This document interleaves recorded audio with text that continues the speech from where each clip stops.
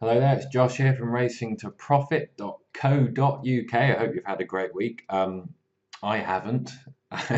On the tipping and race preview front, it's been a bit rubbish, and that's putting it mildly. But I'm hoping that we can end the week on a high with the Peter Marsh chase at Haydock, the 3:15. Touchwood, fingers crossed. The meeting goes ahead. We'll find out early Saturday morning. I'm recording this as I speak to you about 10 to 6 in the evening on Friday. So yeah, I'm not going to wallow in self-pity of how poor a week it's been and various things I've got wrong. I've got plenty wrong. There's plenty that I need to focus on, learn, and try and progress with the free tips and the 3 mile plus handicap chase analysis. My main problem generally is judging when to go for a shorter priced horse, kind of 4 or 5 to 1, and when they're value, and when to leave them, when to take them on with something bigger. I've never really been that good at getting that judgment call right, and it's something I really do need to try and improve on. But that's for another day, and I still haven't got over bottling tipping Milan's bar last week. But let's move on. Let's look forward and focus.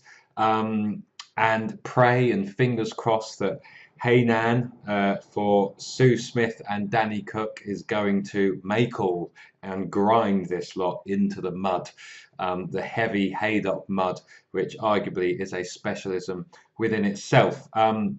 So yes, 2 points on Heynan to win at 6 to 1.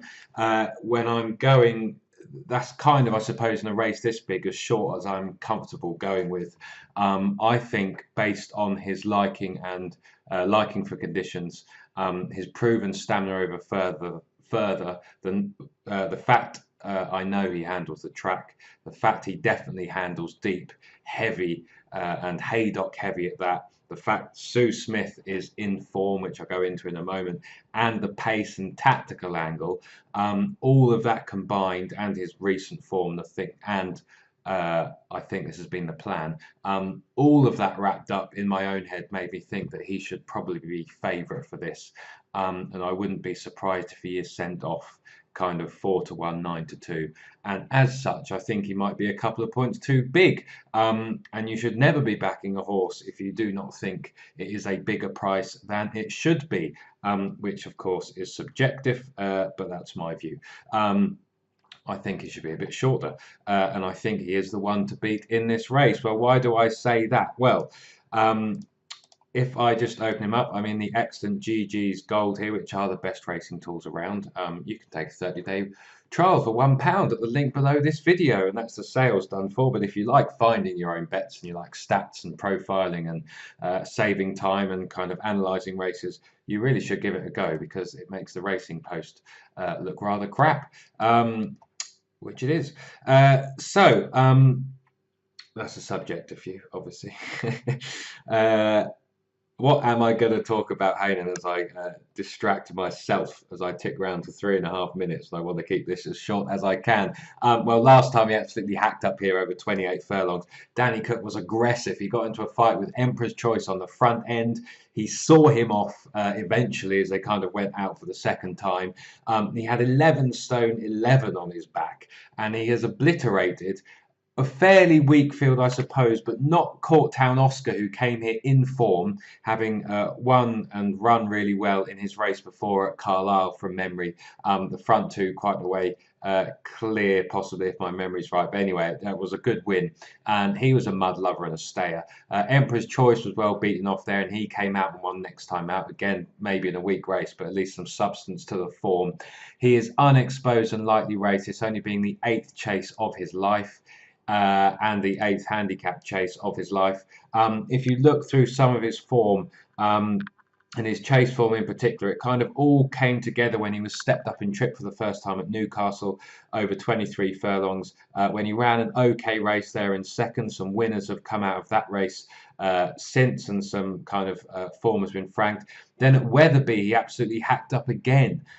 This time stepped up again to 24 furlongs, and that race has produced numerous winners and numerous horses that have run well. He over an unsuitable shorter trip in a Class 2 chase in February, He chased Old Grangewood home. He was in third there. That was a decent run. He was outpaced. And you can go and look at the form of some of those within this race, which I click on this.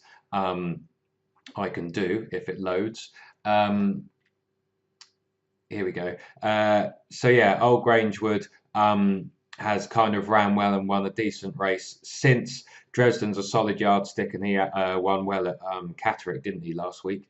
Hainan there, you can see. Dr. Phoenix has since gone to Gordon Elliott's, and well, he's won a couple of times. He won a decent enough race last time out.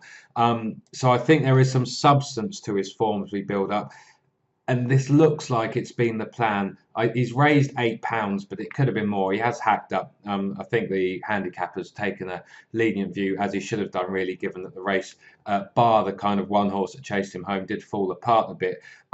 He was given a run over a handicap hurdle here to kind of get some fitness in him, and probably to make sure the handicap mark wasn't blown too quickly. The 56-day break suggests to me that this has been the target for Sue Smith, who has won the Peter Marsh Chase 3 times since 1997, I believe.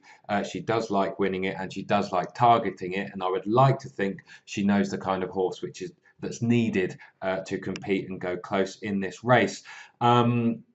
Before last year, younger horses didn't have a great record in it, but Bristol I absolutely destroyed them as a 6-year-old and as a French bred. This one's 7. I'm not going to worry about that. What else do I want to say? Sue Smith arrives here in form. These green 1430 indicators are a sign of me for that indication that is the case. And if I click down on this drop down here, 3 from 17, 10 places in the last 14 days. A lot of hers are running well, as they have been for the last month. 50% winning or placing, which is decent enough.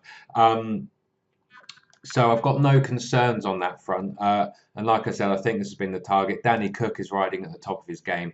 He is going to be aggressive on this horse. If I look at the pace angle, there was challenges for him the last day, but he was aggressive on the front and he managed to get the lead. He will want the lead again. He will be in the front 3 at some point. I think he'll get it.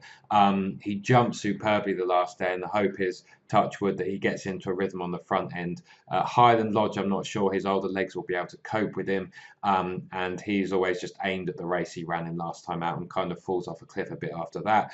These days, Yalarenki can settle behind the pace if someone else wants to go on, and ground concerns for the likes of Tintern Theatre and Rock the Casbah, I think, should ensure that they are more patiently ridden. So that's the case for Hainan. I think he ticks a lot of boxes. He's unexposed. He handles conditions. He stays further. He's fairly lightly raced. Yeah, there should be more to come. The yard's in form. He's going to front run or be on the front end in the right spot and be able to get into a rhythm. And he handles Haydock and he handles heavy. And there are not many other horses, if any, in this race that I can say all of those things about. And that's why I think at kind of 6-1, he is a decent poke. The other one I've had a nibble at 25s. It is a bit of a poke on Fine Rightly, but the price has just lured me in for half a point. Mainly, there were 2 things that interested me in the context of his back form and his back class. Back in February 16, he was coming 3rd in the Irish Gold Cup, I believe that was. If I just click on this race here, which was a decent enough run. Clearly, it's a couple of years since then. Yeah, the Irish Gold Cup, he came 3rd in that, which wasn't a bad effort. And he's ran well. Some of his better form has been over 24 furlongs in the mud. And I thought it of interest that bar his first run in November, he's run his last 2 races over hurdles.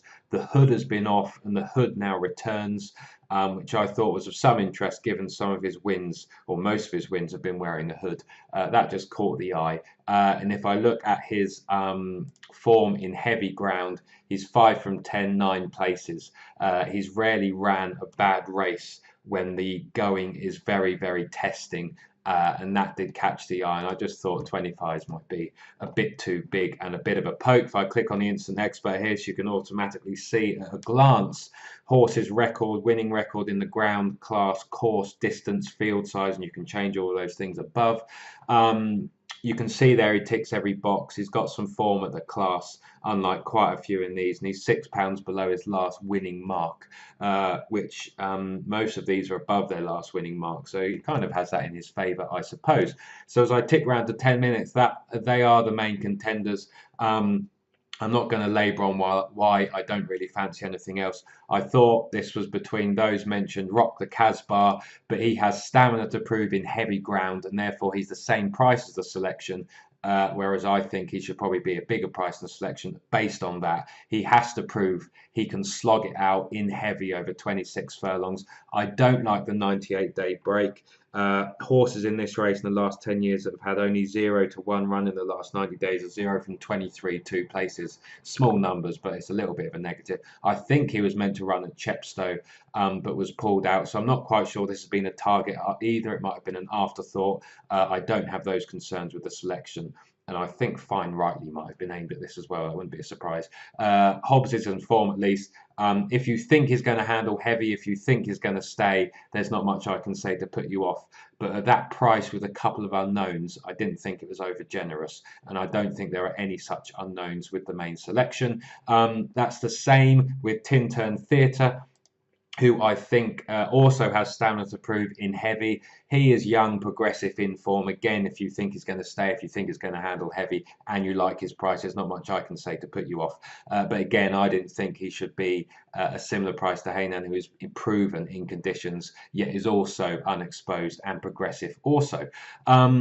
So that's the thinking on that. He clearly has run some decent races, does stay. It's just whether or not he is going to handle the mud. He does have a fairly light weight on his back. If he relishes heavy and he stays, then he's clearly got a very, very good chance. They're the ones I would kind of put it between. Forrester's Aigle, I don't think that was a strong race the last day. And it was a banger. He beat Wolf. I just think it was a weak race, and I think he was able to dictate a small field. He's got proper stamina to find out here in heavy. And again, I thought he was up against it a little bit. Doesn't quite have the class or proven form of some of these as yet. Who else do I want to touch on? Captain Redbeard has run well, but again, he's got stamina to prove. At least he handles heavy, and at least he handles Haydock.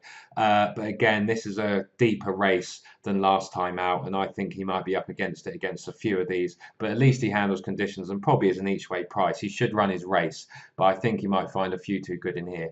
And I'm not 100% convinced he will see out this trip if it's run at a searching gallop, which I think it will be.